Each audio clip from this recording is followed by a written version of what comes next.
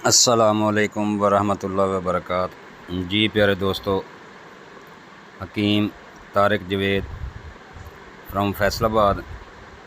दोस्तों, जैसा कि मैं आप दोस्तों की पहचान के लिए और इफ़ादियत के लिए बहुत दूर दूर से जड़ी बूटियों की कलेक्शन इकट्ठी करता हूँ और दोस्तों के नज़र कर देता हूँ। प्यारे दोस्तों, वीडियो गौर से देखा करें, समझा करें। जड़, पत्ता, फल, फूल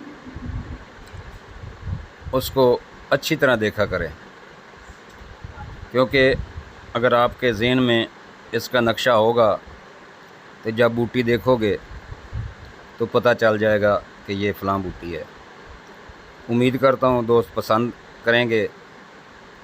अगर आपने मेरे चैनल को लाइक सब्सक्राइब नहीं किया तो अभी करें और कमेंट्स में बताया करें दोस्तों मेरी काविश के बारे में। उम्मीद करता हूँ दोस्त पसंद करेंगे। तो प्यारे दोस्तों, इससे पहले कि वीडियो की तरफ जाएं, मेरे चैनल को लाइक करें, सब्सक्राइब करें और बेल आइकॉन की घंटी दबा दें ताकि हर अच्छी वीडियो नुस्खा जात और कुश्ता जात की आप तक बर वक्त पहुंच सके। तो चलते हैं अब नुस्खा की तरफ। तो प्यारे दोस्तों, इस जड़ी बूटी को नगंद बाबरी कहते हैं। नगंद बाबरी अकबलिया। इसका पौधा लगभग 2 से 3 फुट तक ऊंचा होता है। तुलसी के पत्तों की तरह और कटादार पत्ते होते हैं। एक किस्म इसके पर फल फूल लगते हैं जो सिट्टे की शक्ल में होते हैं। कभी इसका पौधा बारीक पत्तों के साथ हो जाता है। कुदरत खुदा की है कि ये पत्ता अपना रंग बदलता रहता है।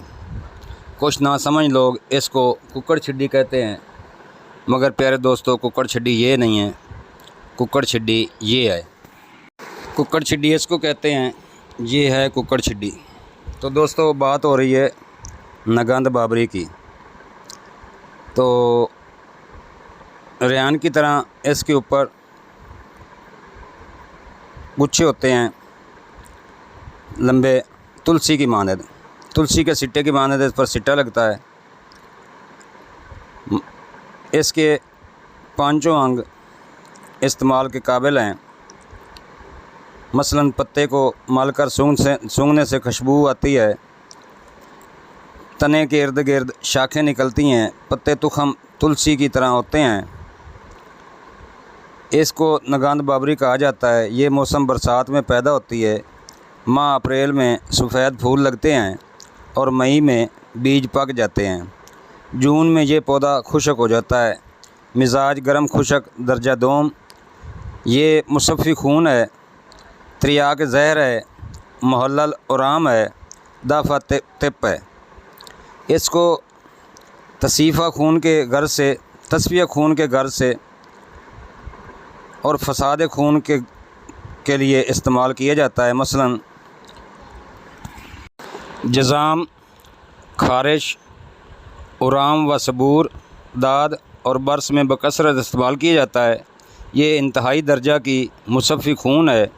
नकूवन भी इस्तेमाल किया जाता है, सफ़ूफ़न भी इस्तेमाल किया जाता है।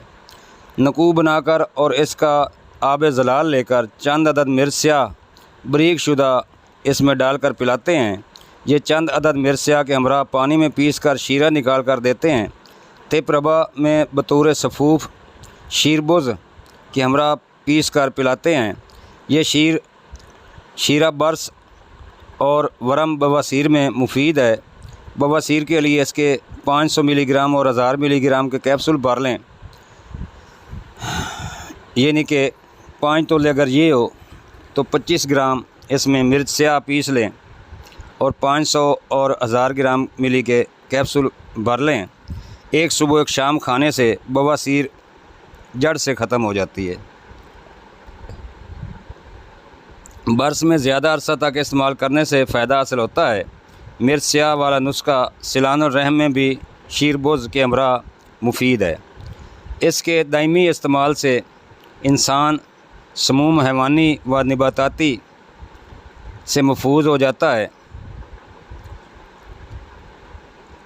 मुहल्लल आराम होने की वजह से जल्द आराम में इसका नुकू पिलाने से सुकून हो जाता है। मिकदार खुराक 7 से माशा से 1 तोला। अस्सलामु अलैकुम वरहमतुल्लाहि वबरकातुहू। हकीम तारक जवेद फ्रॉम फैसलाबाद।